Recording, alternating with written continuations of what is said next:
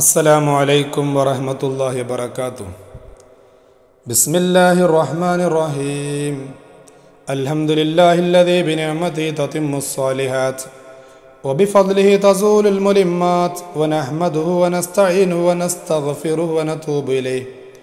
اللهم صل على عبدك ورسولك محمد النبي المختار وعلى آله وصحبه الأبرار وعلى من اتبعهم بإحسان من المؤمنين الأخيار. أما بعد.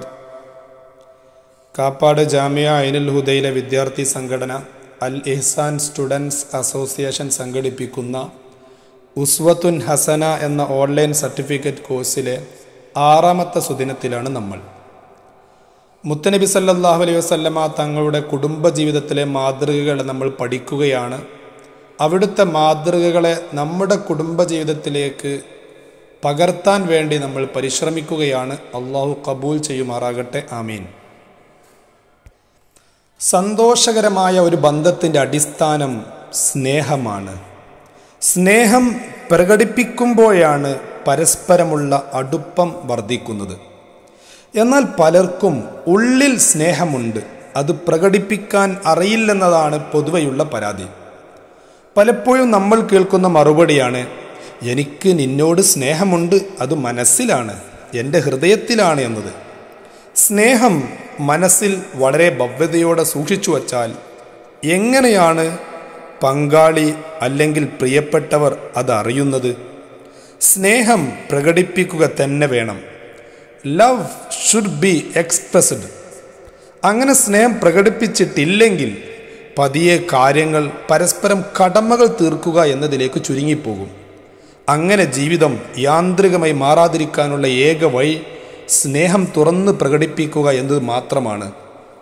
സ്നേഹത്തെക്കുറിച്ച് മലയാളത്തിൻ്റെ എക്കാലത്തെയും പ്രിയപ്പെട്ട എഴുത്തുകാരി കമലാ സുരയ്യ നീർമാതളം പൂത്തകാലം എന്ന തൻ്റെ പുസ്തകത്തിൽ ഒരു വാചകം കൊടുക്കുന്നുണ്ട്.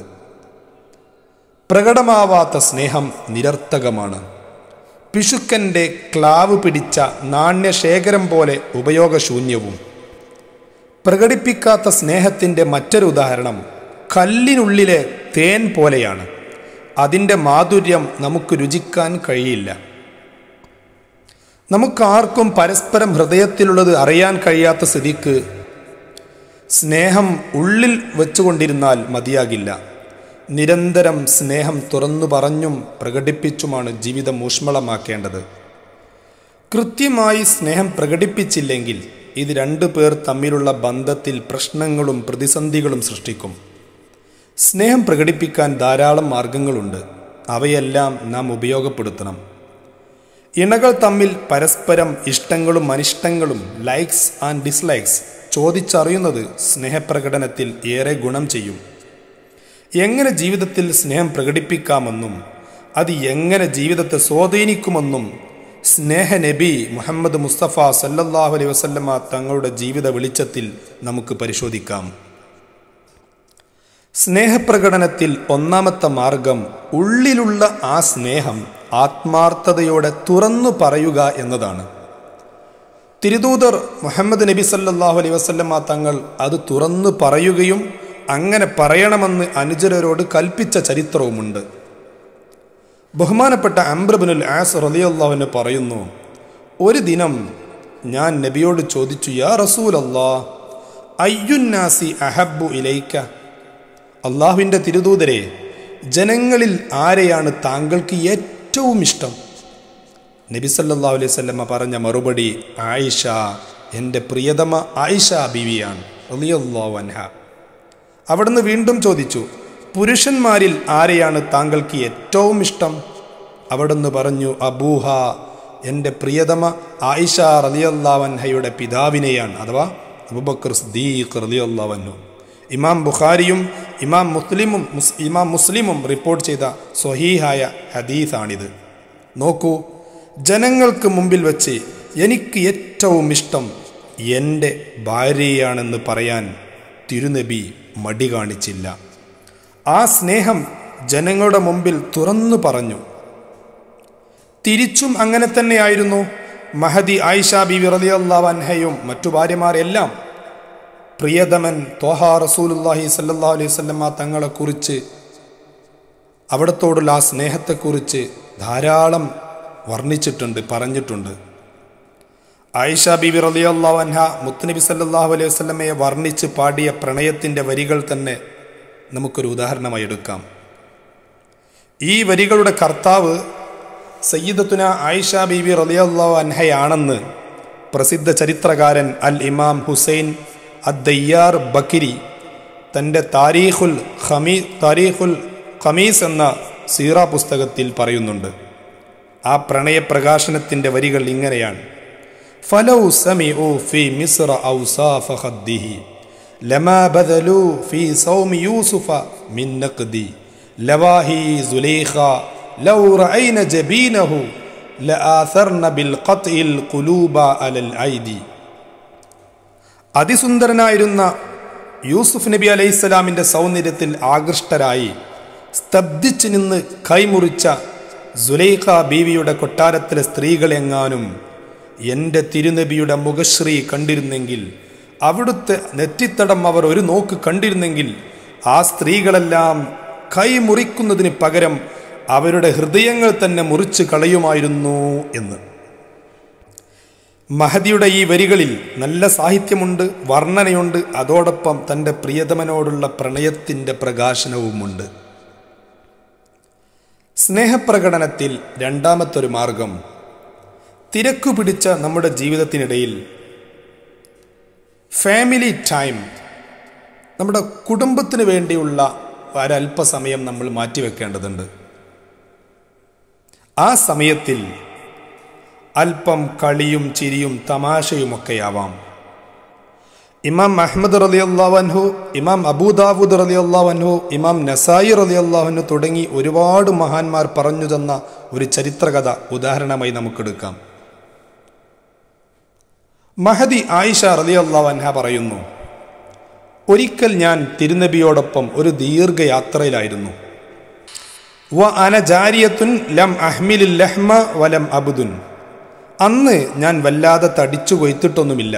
അഥവാ വിവാഹം നടന്ന ആദ്യ നാളുകളിലാണ് ഈ സംഭവം. അങ്ങനെ മുത്തുനബി സല്ലല്ലാഹു അലൈഹി വസല്ലമ ജനങ്ങളോടൊപ്പമുള്ള യാത്രയിൽ കൂടെ ആരുമുണ്ട്? മഹദി ആയിഷ ബീവിയുമുണ്ട്.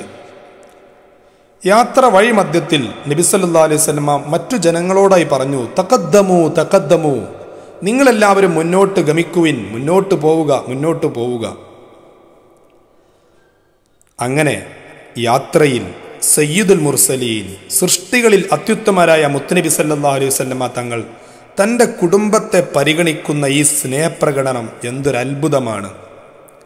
കൂടെയുള്ള യാത്രക്കാരെയെല്ലാം വേഗം മുന്നോട്ട് പോവാൻ പറഞ്ഞ് മാറ്റി നിർത്തിയത് എന്തിനാണെന്നറിയുമോ?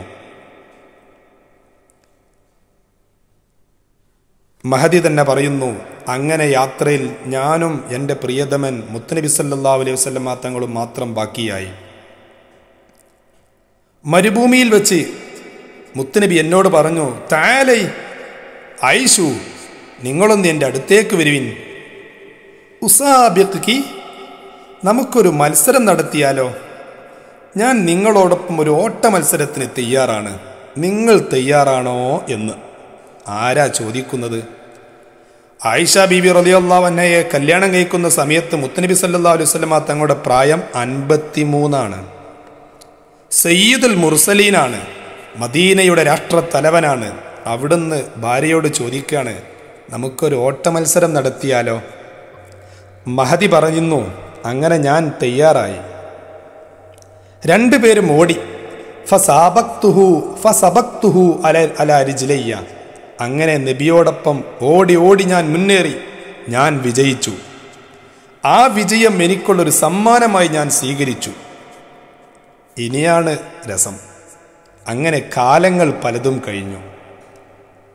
മഹദി പറയുന്നു, വനസീതുല്ലദീ കാന വഖദ് ഹമൽതുൽ ലഹ്മ വബദുൻതു. ഈ ഓട്ടമത്സരവും അതിൽ ഞാൻ ജയിച്ച കാര്യങ്ങളൊക്കെ മഹദി മറന്നിട്ടുണ്ട്. മാത്രമല്ല, പഴയ പോലെയല്ല, ശരീരമൊക്കെ തടിച്ചു കൊയ്ത്തിട്ടുമുണ്ട്. മറ്റൊരു യാത്ര, കാലങ്ങൾക്ക് ശേഷമുള്ള മറ്റൊരു യാത്രയിൽ റസൂലുള്ളാഹി സ്വല്ലല്ലാഹു അലൈഹി വസല്ലമ തങ്ങൾ പഴയതുപോലെ തന്നെ മഹദി ആയിഷ ബീവി റളിയല്ലാഹു അൻഹയെ ഓട്ട മത്സരത്തിന് ക്ഷണിച്ചു. ആ നേരം പഴയ പോലെ പെട്ടെന്ന് തന്നെ യെസ് അതേ നബി എന്ന് മഹദി പറഞ്ഞില്ല. അത് എന്താ കാരണമെന്ന് മഹദി തന്നെ വിശദീകരിക്കുന്നുണ്ട്. മഹദി മുത്തനബി തങ്ങളോട് ചോദിക്കുന്നു, കൈഫ ഉസാബികുക യാ റസൂലല്ലാഹ് വ അന അലാ ഹാദിഹിൽ ഹാൽ. മുത്തനബി, എൻ്റെ ശരീരമാകെ തടിച്ചു കൊയ്ത്തിട്ടില്ലേ, ഈ അവസ്ഥയിൽ ഞാൻ എങ്ങനെ മത്സരിക്കാനാണ് ഇപ്പോൾ? അപ്പോൾ മുത്തനബി സല്ലല്ലാഹു അലൈഹി വസല്ലം പറഞ്ഞു, അങ്ങനെ ഒഴിവ് കൈവൊന്നും പറയാൻ പറ്റില്ല. ലതഫ് അലിന്ന, നിങ്ങൾ ഈ മത്സരത്തിൽ പങ്കെടുത്തേ പറ്റൂ. അങ്ങനെ മഹദി തയ്യാറായി. ആളുകളെല്ലാം മാറ്റി നിർത്തി. മരുഭൂമിയിൽ രണ്ടുപേരും ഓട്ടമത്സരം നടത്തി. ആ സ്നേഹമാർന്ന ദമ്പതികളുടെ ഓട്ടമത്സരത്തിൽ ആയിഷ ബീവിയുടെ വേഗത കുറഞ്ഞു. തിരുനബി വേഗത്തിൽ ഓടി മുമ്പിലെത്തി. ഇവിടെ ഒരു കാര്യം നമ്മൾ ശ്രദ്ധിക്കണം. ആദ്യത്തെ തവണ നബി സല്ലല്ലാഹു അലൈഹി വസല്ലമ തങ്ങൾ മഹദി ആയിഷ ബീവി ഒന്ന് സന്തോഷിച്ചു കൊള്ളട്ടെ എന്ന് വിചാരിച്ച് തോറ്റുകൊടുത്തതാണ്. അത് ഉറപ്പാണ്. കാരണം ശാരീരികമായിട്ട് മുത്തനബി സല്ലല്ലാഹു അലൈഹി വസല്ലമ അത്രമേൽ ശക്തനായിരുന്നു. ആ കാലത്തും തൻ്റെ പ്രിയതമയുടെ മനസ്സിനെ ഒന്ന് സന്തോഷിപ്പിക്കാനായിരുന്നു അന്ന് അങ്ങനെ മുത്തനബി സല്ലല്ലാഹു അലൈഹി വസല്ലമ ചെയ്തത്. ആ ഒരു തോൽവി മുത്തനബി സല്ലല്ലാഹു അലൈഹി വസല്ലമ ആ ഓട്ടമത്സരത്തിൽ തോറ്റതെല്ലാം മഹദിയുടെ മനസ്സിൽ ഇപ്പോൾ ഇല്ല. രണ്ടാമത്തെ മത്സരത്തിൻ്റെ പുനരഷ്കാരം അങ്ങനെയാണ് മുത്തനബി സല്ലല്ലാഹു അലൈഹി വസല്ലം നടത്തുന്നത്. അങ്ങനെ വിജയിച്ച നബി രണ്ടാമത്തെ മത്സരത്തിൽ മുത്തനബി സല്ലല്ലാഹു അലൈഹി വസല്ലമ വിജയിക്കുന്നു.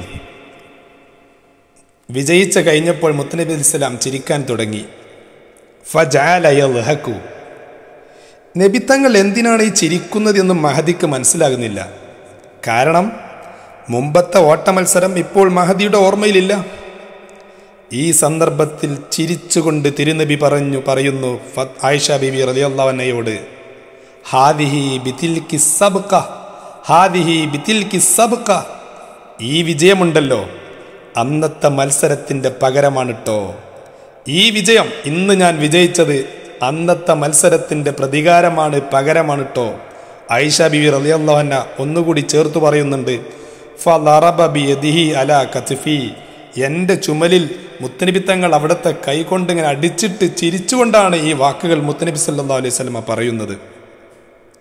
കളിയും ചിരിയും ഇണക്കവും പിണക്കവും അങ്ങനെ സ്നേഹത്തോടെ സന്തോഷത്തോടെ ജീവിച്ച സന്തുഷ്ട കുടുംബമായിരുന്നു തിരുനബി സല്ലല്ലാഹു അലൈഹി വസല്ലമ തങ്ങളുടെ കുടുംബജീവിതം. നമുക്കും ഒരു കാര്യം തീരുമാനിക്കാം. നമ്മുടെ കുടുംബജീവിതത്തിലും അങ്ങനെ ഒരു ഫാമിലി ടൈം കണ്ടെത്തണം. തമാശ പറയാനും ചിരിക്കാനും വിനോദത്തിൽ ഏർപ്പെടാനും മാനസിക സന്തോഷത്തിനുമൊക്കെയുള്ള സമയം.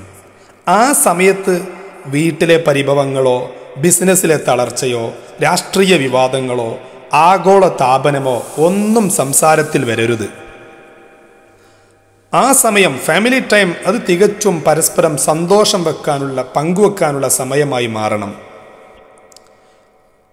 ഈ സ്നേഹപ്രകടനം കേവലം നമ്മൾ ദാമ്പത്യ ജീവിതത്തിൽ ഭാര്യ ഭർത്താക്കന്മാർ മാത്രം ഒതുങ്ങാനുള്ളതല്ല. നമ്മുടെ മക്കളോടാണെങ്കിലും മാതാപിതാക്കളോടാണെങ്കിലും കൂട്ടുകാരോടാണെങ്കിലും ഈ സ്നേഹം, ഉള്ളിലുള്ള സ്നേഹം പ്രകടിപ്പിക്കുക തന്നെ വേണം. സ്നേഹിച്ചു കഴിഞ്ഞാൽ കുഞ്ഞുങ്ങൾ വഷളാകുമെന്ന് പറഞ്ഞ് സ്വന്തം കുഞ്ഞുങ്ങളോട് പോലും അർഹിക്കുന്ന സ്നേഹം നൽകാത്ത മാതാപിതാക്കൾ നമുക്ക് ചുറ്റുമുണ്ട്. കുട്ടികൾ അർഹിക്കുന്ന സ്നേഹം മാതാപിതാക്കളിൽ നിന്നും അവർക്ക് ലഭിക്കാതെ വരുമ്പോഴാണ് അവർ അത് ലഭിക്കുന്ന മറ്റു വഴികൾ തേടിപ്പോവുകയും പലപ്പോഴും അപകടങ്ങളിൽ ചെന്ന് ചാടുകയും ചെയ്യുന്നത്. ജീവിതം സ്നേഹം കൊണ്ട് ധന്യമാക്കുന്നവരാണ് ശരിയായ വിജയികൾ. ഒരിക്കൽ ഒരു മഹാഗുരു ഒരു ജയിൽ സന്ദർശിച്ചു. അവിടെ ജയിൽ പുള്ളികളുടെ കൂട്ടത്തിൽ കൗമാരപ്രായക്കാരനായ ഒരു കുട്ടിയും അദ്ദേഹം കണ്ടു. ആ കുട്ടിയുടെ അടുത്തേക്ക് ചെന്ന് കുട്ടിയുടെ തോളിൽ സ്നേഹപൂർവ്വം കൈവച്ച് പുറത്ത് തലോടിക്കൊണ്ട് ആ ഗുരു ചോദിച്ചു, എൻ്റെ കുട്ടി, ഈ കുറ്റവാളികളുടെ കൂട്ടത്തിൽ നീ എങ്ങനെ വന്നുപെട്ടു? ഉടനെ അവൻ്റെ കണ്ണുകൾ നിറഞ്ഞു തുളുമ്പി. അവൻ പതിഞ്ഞ സ്വരത്തിൽ പറഞ്ഞ മറുപടി ശ്രദ്ധേയമാണ്. എൻ്റെ ചെറുപ്പത്തിൽ ആരെങ്കിലും ഇങ്ങനെ എൻ്റെ തോളത്ത് സ്നേഹപൂർവ്വം ഒരു കൈ വെക്കാനുണ്ടായിരുന്നെങ്കിൽ ഞാൻ ഇന്നിവിടെ എത്തുമായിരുന്നില്ല. സ്നേഹം ഉള്ളിൽ ഒതുക്കാനുള്ളതല്ല, പ്രകടിപ്പിക്കാനുള്ളതാണ്. അള്ളാഹു തൗഫീഖ് നൽകട്ടെ. ആമീൻ. വാഖിറു ദഅവാനാ അൽഹംദുലില്ലാഹി റബ്ബിൽ ആലമീൻ. അസ്സലാമു അലൈക്കും വറഹ്മത്തുള്ളാഹി വബറകാതുഹു.